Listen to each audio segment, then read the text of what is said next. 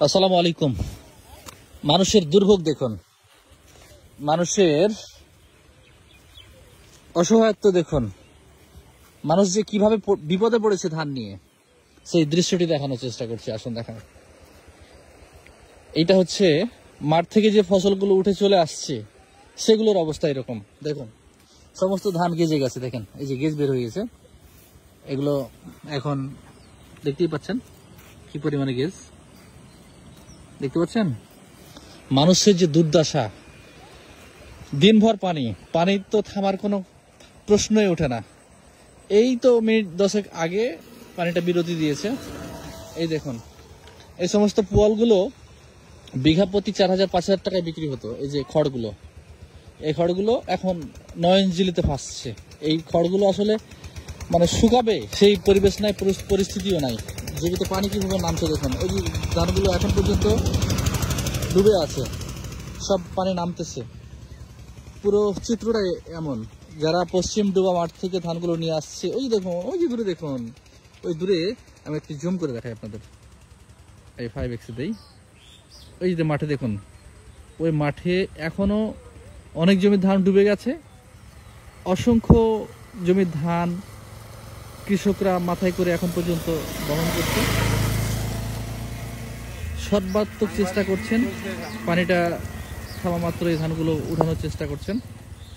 এরপরে এই জমি ধানগুলো গতকালকে উঠেছে। এরপর যেগুলো উঠে আসছে, যেগুলো মূলত উঠে আসছে সেই ধানগুলোর অবস্থা দেখুন। এই সমস্ত কৃষক কতটা ভোগান্তির মধ্যে রয়েছেন, চরম দুর্ভোগের মধ্যে রয়েছেন। দেখুন, ধানগুলো সব ঢেকে দিয়েছে, বাট ভিতরের অবস্থা তো দেখতেই পাচ্ছেন। এই হচ্ছে নওগাঁ জেলার পোরশা উপজেলার নিতপুর ইউনিয়নের চকবিষ্ণুপুর, শ্রীকৃষ্ণপুর, পশ্চিম রঘুনাথপুর, কালাইবাড়ি, বিষ্ণুপুর এই এলাকার নিতপুর এই এলাকার মানুষের বা চাষিদের দুর্ভোগের সর্বশেষ চিত্র। এই ধানগুলো হাঁসেও খাবে না। একজন বলছিলেন যে ভাই, এই ধানগুলো দাম তো পাওয়া যাবেই না। এই ধানগুলো বিক্রির সময় আমাদের এলাকায় যে হাঁস পালন করে এই হাঁসগুলোও এই ধানগুলো খাবে না। মানে হাঁসেরা এতটা বড় লোক যে হাঁস এই ধানগুলো খাবে না। তাহলে এই ধানগুলো নিয়ে চাষিরা করবে কি? এলাকার চাষিরা তো ঋণ মহাজন করে মূলত ধানগুলো চাষাবাদ করেছে, তাই না? দেখুন কি একটা অবস্থা দেখুন। সামান্য 2-3 দিনের জন্য, 2-3 দিন আগে হলে, 2-3 দিন বৃষ্টি না হলে মূলত এই ধানগুলো সবার ঘরে ঘরে উঠে যেত। এখানে চাষিরা বসে আছে। এই যে একজন কৃষক, এই কার ধান এগুলো ভাই? আপনারা তো কদিন আগে, আচ্ছা, আপনি তো মনে হয় গত 2-1 দিন আগে ধান মারছিলেন এখানে। এটা এখনো আছে না? এই যে খড়গুলো, পোয়ালগুলো তো নিয়ে যেতে পারেন নাই, এগুলো সব ফেলে দিয়েছেন। হ্যাঁ, কি পরিমাণে লস হচ্ছে একজন কৃষকের? হ্যাঁ, বাটি কিছু ঢুঁড়ে পাবে না, কিছু খুঁজে পাবে না। না, 1 বিঘা জমিতে 10,000-15,000 টাকা বিঘা প্রতি তারা কি করেছে, লিজ নিয়েছে। পানিতে ভিজে এলে ঝাড়িয়া কোন রকমের খালি পুয়াল গালা ধারে ধারে লাগিয়ে দিয়েছে। মানে 1 বিঘা জমিতে সর্বমোট খরচ কত হচ্ছে আবাদ করতে, বলেন তো দেখি?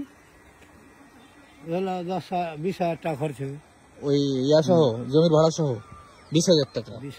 20,000 উপরে যাবে, 20-এর উপরে যাবে। 15,000 টাকা ইয়ে লিয়েছে মাটি জমির টাকা খরচ তো আছে। 1 বিঘা জমি চাষাবাদের জন্য 15,000 টাকা খরচ নাই, আর আরো 5-7,000 টাকা বা 10,000 টাকা বিঘা প্রতি তাদের খরচ হয়, তাই না? চিন্তা করুন, এখন 20-25,000 টাকা বিঘা প্রতি খরচ করে 20 মন 30 মন অনেক সময় 25 মন ধান মারে কৃষক চাষিরা। কিন্তু এই যে ধান, এই ধানটা কত মন বিঘা হবে সেইটা আপনারা কল্পনা করুন। এই ধানগুলো বিক্রি করলে কত টাকা পাওয়া যাবে? এবছর চাষিদের যে দুর্দশা, দুর্ভিক্ষ যে আসলে লেগে যাবে এরকম 2-1 বছর চললে, এটা বলাই বাহুল্য। এই হচ্ছে এখানকার সর্বশেষ চিত্র। ভালো থাকবেন সবাই। এই যে খড়গুলো দেখুন কি একটা অবস্থা হয়ে গেছে, এগুলো সব পচে যাবে এখন। এগুলো আসলে ফেলে দেওয়া ছাড়া কোনো উপায় নাই। আহা, কৃষকের কান্না কেউ দেখে না, কেউ দেখার মানুষও নাই। দেখুন কি একটা অবস্থা। এই হচ্ছে এখানকার সর্বশেষ অবস্থা। ভালো থাকবেন সবাই, আল্লাহ হাফেজ।